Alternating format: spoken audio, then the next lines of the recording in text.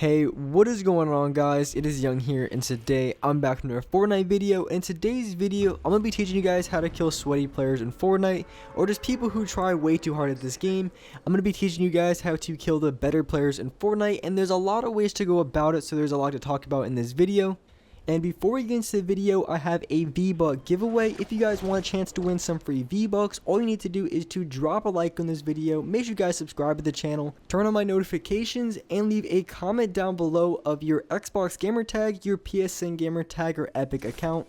And as well, if you guys don't already, make sure you guys have me added and supported as a creator. It's super simple to do. All you need to do is go to the item shop, then just tap X and hit support a creator, and then type in my code. It's the same as my gamer tag. Just type in Young Humor and you will have me added and supported as a creator. And alright guys, let's get right to the video.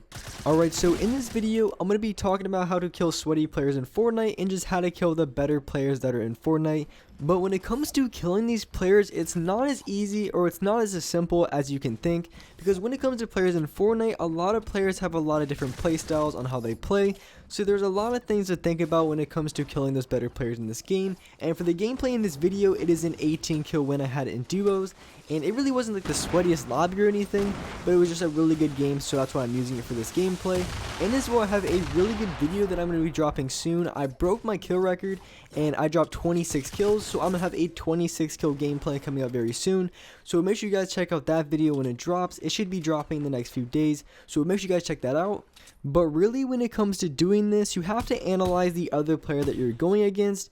And when it comes to analyzing the other player, and that doesn't even mean that you have to be in the gunfight with them already. So maybe you see him from across the, from tilted. So maybe I'm at Umbrella and I see someone, you know, maybe across by the clock tower or whatever.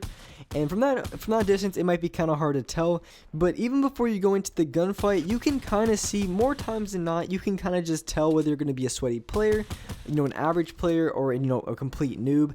So there's a lot of different things that, you know, bad players do, and it could be the way they run. Because if they're just running around and they look completely clueless, maybe they have balloons popped, and just whatever bots do, maybe they're running around with sniper rifles, or they just have an RPG out in a build fight for no reason. Just different things like that you can pick up on and just clearly know that they're not going to be the best of players, and you have to play it differently than, of course, a player who's just swinging their pickaxe out and just jumping and then have the max sensitivity and just looking around, because those players are going to be trying really hard. So when going into the gunfight, you really want to play it based on that. So of course you want to see exactly if they're going to be a good player or not, because you have to play it very differently. Because if you're going against a really good player, obviously the best thing you want to do, I would say the first thing you need to do is just to go for high ground. And there's a few different ways of going about this, and you have to really notice what weapons they have. Because if they have a deagle, I would say the best thing to do is just either switch to break or steal if you have it. If not, you have to be really careful, because with the deagle, they can instantly shoot out your walls, and that's what a lot of good players use. They use deagles, they use a lot of assault rifles, they're really good with shotguns. And what I mean by better players, I don't really mean really sweaty players. I'm not talking about like 30 or 40 points in the pop-up cup. I really mean those better than average players that you see in public matches. But when it does come to those really sweaty players that you play in the pop-up cup, maybe you're a little bit late in it, you got a lot of points.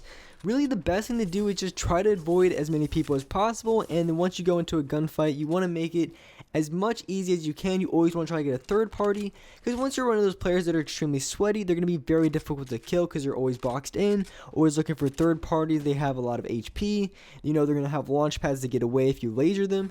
So it's very difficult to kill those type of players, and there's a lot you have to do, a lot of outplays. Maybe you need to get a good edit on them, get control of their wall. So it's very difficult to kill players like that, but mainly what I'm talking about is those better than average players you see in game that have a decent shot. They're pretty good at building, they're not like crazy insane, but usually the good players that you run into at a public match. But most of the time, if you're able to get high ground on them, you're going to have a really significant advantage. And one thing that I do a ton is a lot of players in this game, they always go for the cone trap. So if you build above them with a ramp, most of the time, I would say like 8 or 9 times out of 10, they're going to be going for a trap kill after they put up the cone.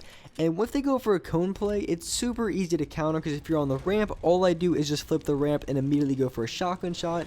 So that move right there gets any sort of players, whether they're really good, maybe they're average, or really bad players.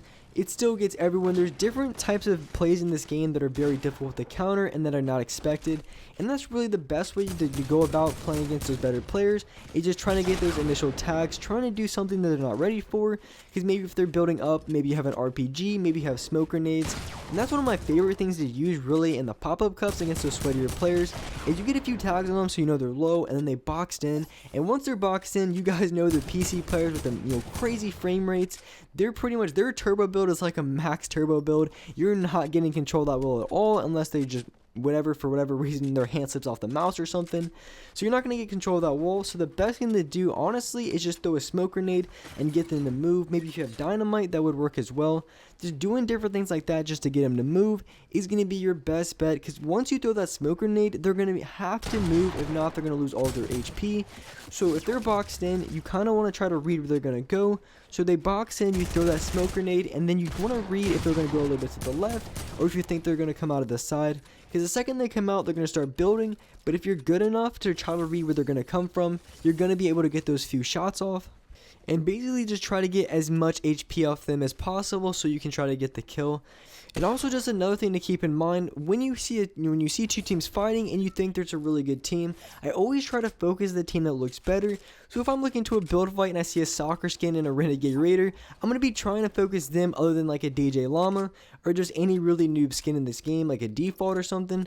So I'm going to be going for the players that look better, because those are the players that they're basically the players that are going to give me the most trouble in the gunfights.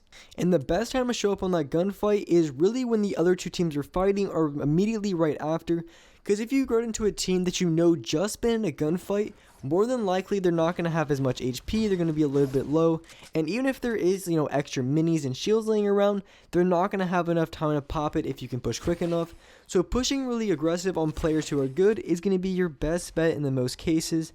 And one thing that's really, really good to do is, say if a player is a little bit in the distance, right, so they're a little bit farther away, maybe like 100, 150 meters away, and say you're able to get a few tags on them, or maybe you just know they're in a gunfight and they don't have that much HP, or you just know they're healing. One really good thing and one really good tip that I like to do personally is, if I know they're healing up, what I'm going to do is I'm going to rush over there. And once I'm rushing over to them, what I'm going to do is I'm going to try to get as much pressure on that wall as possible. So if I know they're trying to heal up, if I know they're trying to do something, what I'm going to do is, as I'm running over, I'm going to be constantly shooting at that wall.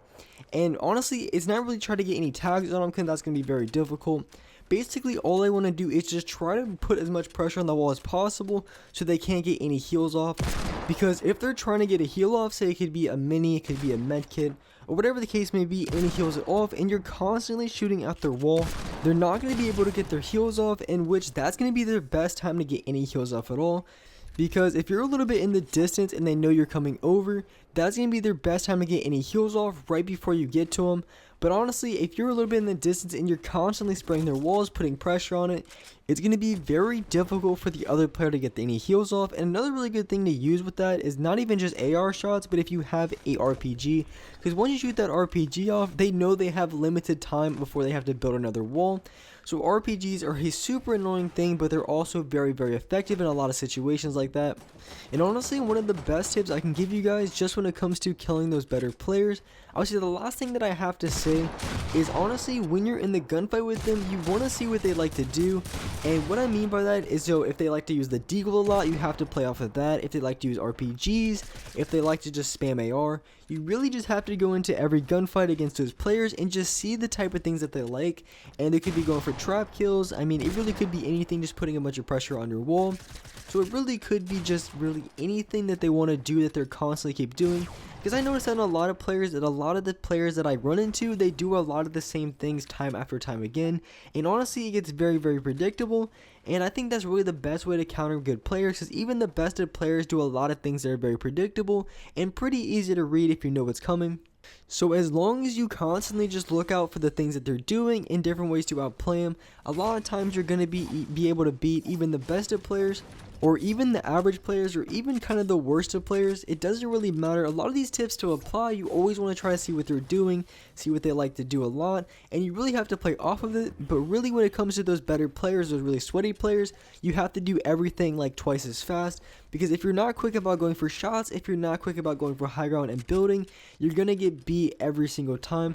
So you always have to be quick in trying to read off what they do. And with that being said, that's a wrap up for this video. Hope you guys enjoyed this video, hope you guys liked it, and if you guys could, drop a like on this video. Make sure you guys subscribe to the channel if you haven't already. Turn on my notifications to be notified for every single new video. And alright guys, I'll see you next video.